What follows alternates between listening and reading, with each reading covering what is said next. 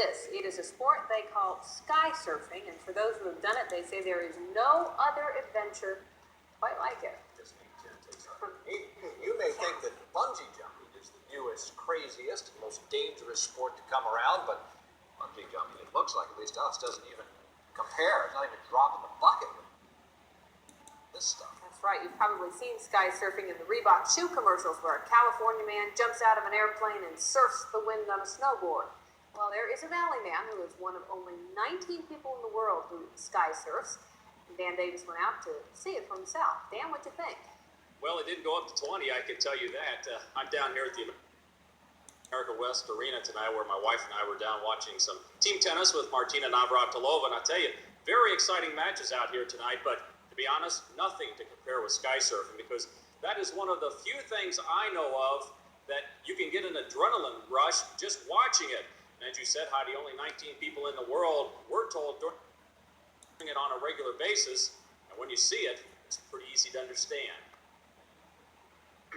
Yeah, the surf's up. Notice there's 20 footers on the third reef at about 13,000 feet, boys.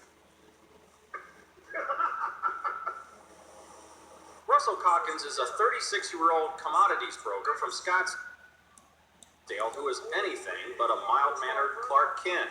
He admits he has way too much energy for one person, and after making more than 300 skydiving jumps, he knew he just had to strap on a board. It's really fast, and it's, it's kind of scary.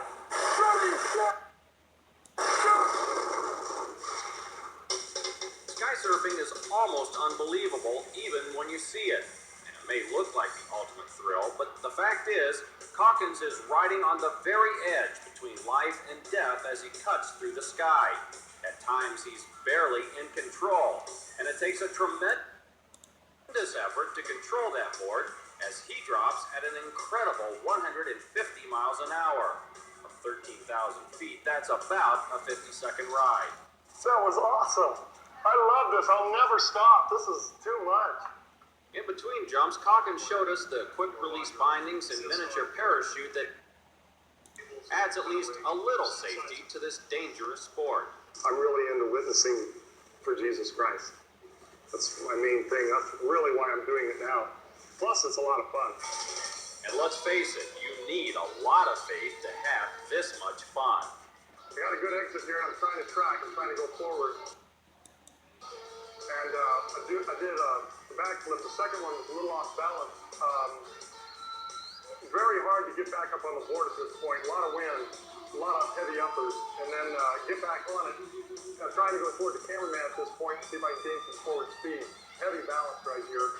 Trying to put my arms back so I can get that board going more forward speed. And at this point, I check my altimeter, do a couple of more tracks here. Getting definitely used to the board by now. Definitely getting used to this. Do a 360 flat spin. Said, okay, we're at 5,000 feet. See you later. I waved them off.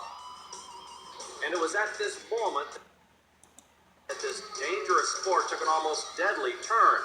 And Calkins almost kissed it goodbye as his parachute shredded, and in a frightening second, he was headed head first toward the ground. Just as soon as I threw it out, kabow, and I look up, and my parachute, just one side just exploded. It couldn't hold the wind. So as soon as I cut away, I was back in the free fall. I stood back up on the board because you don't want to have this board curling in back of you, having the canopy deploy up on it. That's one of the dangers with board jumping is you fall really fast. I tell you what, that is a wild, wild thing to see. Very dangerous, but very safe to watch. And as much fun as it looks like he was having, it is dangerous, and you really have to be a competent skydiver first before you can even try something like this. And he's had well over 300 jumps before he took a chance. And as you can see there, you really have to stay under control when you're in trouble. Yeah. To be a tremendous athlete, what it looks like. That was frightening to watch, Dan. I mean, what happens if he spins around and catches his emergency chute? He's dead. Well, that's why it's so important to get that board underneath, because if your legs are still kicked up, which the wind is pushing your legs up and you have to fight it, that board gets caught up in your parachute, very easily you could be history. And so that is probably the most critical moment. get that board underneath and get the chute up. That was real interesting. Thank you, Dan. My heart's still beating at 500 miles an Now hour. I know why he's campaigning for the Lord. He almost met him. Oh, Yeah. almost. Unbelievable.